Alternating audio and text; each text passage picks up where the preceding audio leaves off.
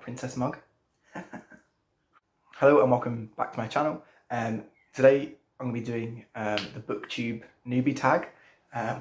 So yeah, I think if you've seen any of these before, you know that they're just a set list of questions, and it's just a good way to find new people on Booktube, see if you have common interests, and whether you'd be interested in watching more of the reviews and book summaries that I'll be doing over the next couple of months. So let's just get straight into it. So question one, why did you start this channel? And this kind of goes back a few years. So at the start of 2020, when the world fell apart, I set myself a goal to read more books and more challenging books. So I just hopped onto eBay, and I think for like £30 or £40, I got this huge box delivered, which maybe had 50 or 60 classics in it. And then just over that summer, as the weather started to warm, and as I lost my internship that I was doing at the time because of COVID, I had so much time to start reading, and I was getting really into it. But there was no one in my life that I could kind of share it with. I have a few friends that like to read, but at that time, like the pace I was reading, I was just getting through so many different types of books. And so I was using YouTube more and more to kind of hear other people's opinions about these books and see if there are any similarities to my own opinions. And especially if I didn't understand a book, I would go on YouTube and find out about it. And so then when 2020 rolled around, I wanted to do more with it. I wanted to discuss these books more. And so I thought setting up a YouTube channel would be a great way to fulfill that. Second question, what are some fun and unique things you can bring to Booktube? I'm not sure if it's fun. I find it fun. And I think it's unique in the context of this space on YouTube, is that the majority of people review fiction. And while I would say maybe 50 to 60% of the books I read are fiction, like at the moment, I've started the Satanic Verses, I'm trying to read more complex contemporary fiction. I don't feel like my voice is particularly strong in that sense. It's not really that powerful when it comes to fiction. I'm doing a business degree, so my mind works in more of an analytical way. And I know a lot of booktubers have a degree in English literature. I know a few are even doing PhDs in that subject. So I think I'll stick mainly to non-fiction. And I think for me that's personally more interesting to discuss. Like, there are more conceptual ideas that you can tackle with, and they come across more cleanly, I think. When discussing literature, obviously there are themes, but for me that's quite subjective. It depends on how you read the book. It depends on the way you're coming from the book, your stance before you read it, where non-fiction gives an easier way to discuss ideas. Third question, what are you most excited for about this new channel? And I kind of alluded to that earlier. It's about sparking conversations with people that I know, like friends and family that might watch this channel and think, oh, that's interesting, I'd like to talk to them more about it. But also on like an online space, just people commenting and about what they thought about the book, whether they agreed or disagreed.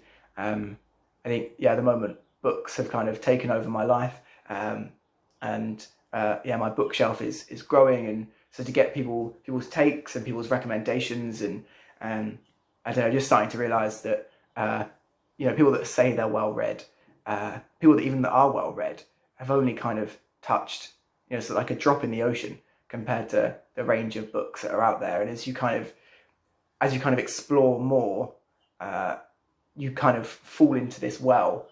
And it never ends. So that's what I'm most excited about. So question 4, why do you love reading? For me, I love books in isolation.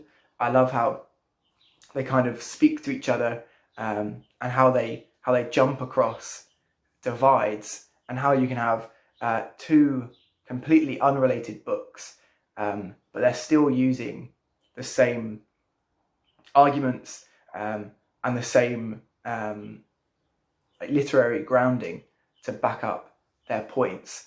Like just last year, I noticed so many books were quoting Thoreau and John Muir, and so then I thought, okay, there's something here. Why are all these books, when they're discussing nature or the way to live life, why are they all going back to these early seminal texts, and the way that all these books influence each other?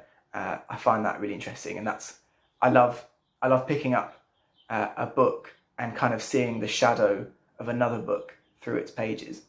So question 5, what book or book series got you into reading? My earliest reading memory is, I think, from when I was very young, and I'm not sure how much of this memory is true. Like so many memories, I'm not sure if I've made it up and come to believe it over time. But I remember being very, very young and reading the Chronicles of Narnia series with my dad. And funnily enough, like, I really don't remember much of the plot. I think most of the plot comes from the films that I watched later.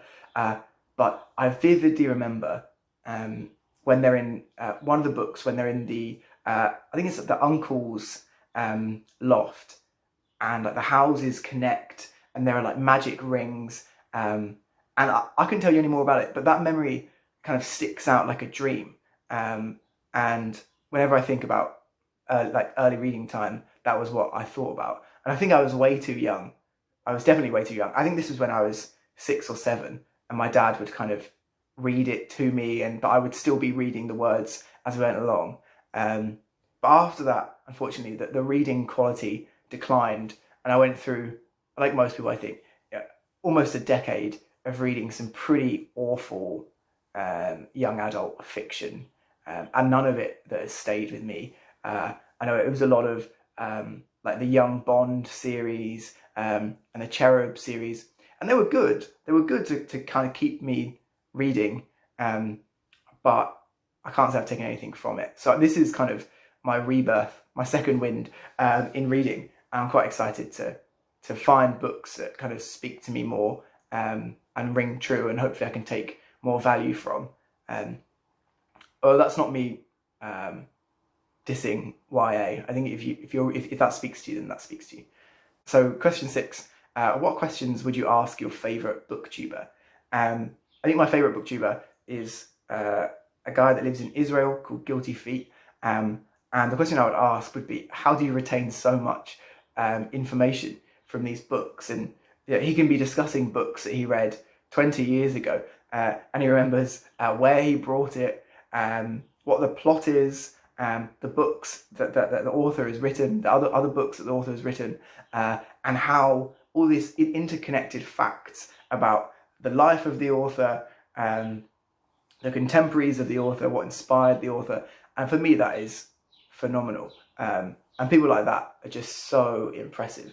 They just kind of have this like filing cabinet of memory that they can just flick back through, where mine is much more of it's all thrown into a pile, and I kind of have to spend 5 minutes thinking, I know who wrote that, or like I know what inspired that book, but by the time it comes back to me, that moment's already gone. And then the final question, what challenges do you think starting a booktube channel will be the hardest to overcome? I think consistency is probably one of the biggest ones. I can already see from how often I post, it's quite sporadic, but then I'm not always in the mood to speak about books, whereas I'm normally always in the mood to read a book. So there'll always be a discontinuity, an imbalance between how much I read and then how many books I speak about on this channel. And the second one is not boring everyone to death. I think I can talk about books for ages, even if I didn't particularly like the book, I can still talk about it for ages, and most of it might be a load of crap. So trying to remember that to keep it short and sweet, hopefully like this video, and to kind of give people a taste of the book rather than the entire plot is probably something to keep in mind. So that's 7 questions. Hopefully you found that interesting. It was quite short, which is nice. The next book video I'm going to be doing is a comparison of memoirs and books written at the end of authors' lives. I recently read Gratitude by Oliver Sacks, which is a collection of essays from the famed neurologist who wrote The Man Who Mistook His Wife for a Hat and The Anthropologist from Mars. And it just really reminded me of so many parallels to Mortality, that was written by Christopher Hitchens as he was dying from cancer of the esophagus, I think. And then that kind of then sparked memories of When Breath Becomes Air, a book that, you know, I think is familiar to most people. So I want to do a comparison about those and kind of how the personality gets projected is almost enhanced when it comes to writing about the end of life, and kind of the bravery and composure it takes. But then it does feel emotional, and it doesn't feel cold and calculated. So yeah, that'll be the next one. Hopefully you enjoy this one, and yeah, see you soon.